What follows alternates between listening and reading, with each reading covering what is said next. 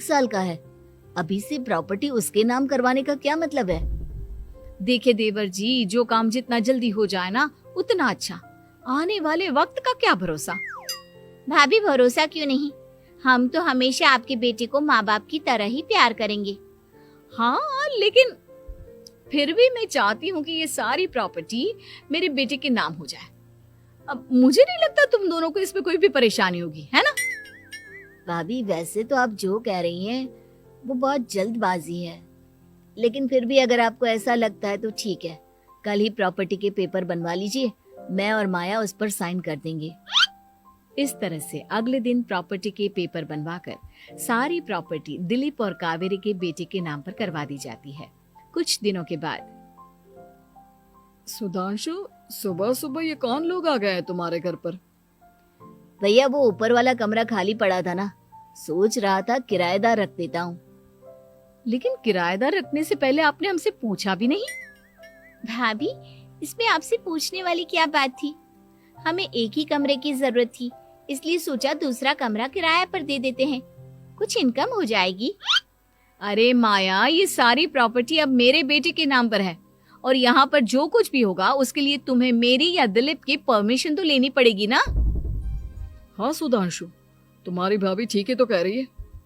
अब देखो, तुमने खुद अपने हाथों से ये प्रॉपर्टी हमारे बेटे के नाम की है, वह अभी बहुत छोटा है, तो इस घर से रिलेटेड सारे फैसले तुम्हें हमसे पूछ कर लेने चाहिए।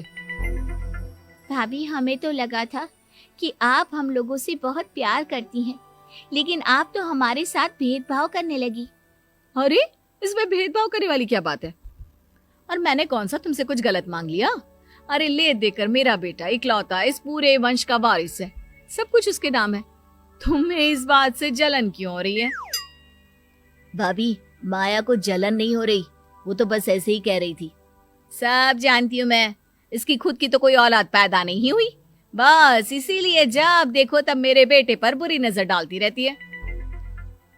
देखो माया, कावेरी तुमसे बड़ी है, वो जैसा कहती है वैसा करो।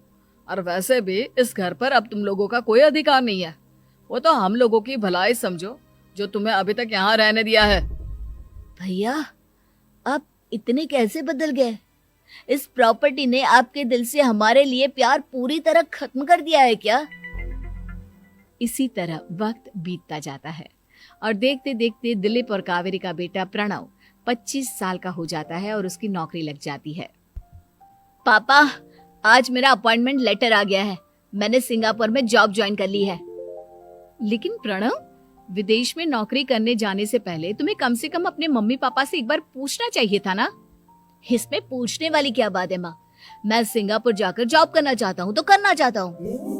देखो प्रणव, हमने तुम्हारे लिए इतनी सारी प्रॉपर्टी यहाँ पर रखी हुई है, उन सब का क्या होगा? यहाँ रहो, बिजनेस करो।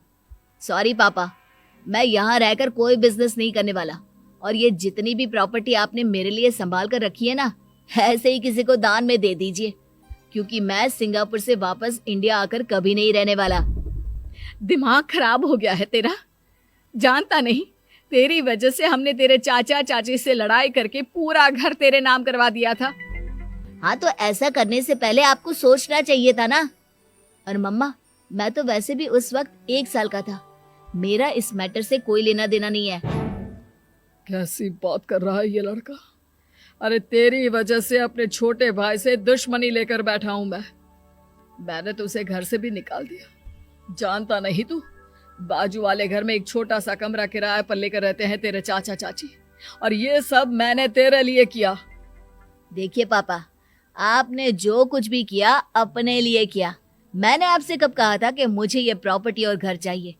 और वैसे भी अपने भाई के साथ इस तरह का बिहेव करके आपने कोई अच्छा काम तो किया नहीं।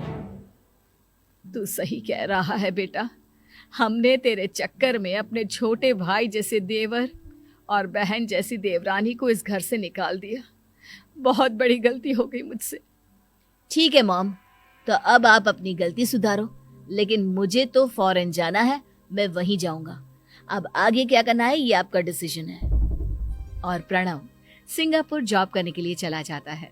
कुछ दिनों के बाद जब दिलीप और कावेरी को अपनी गलती का एहसास होता है तो वो सुधांशु के घर पहुंचती है।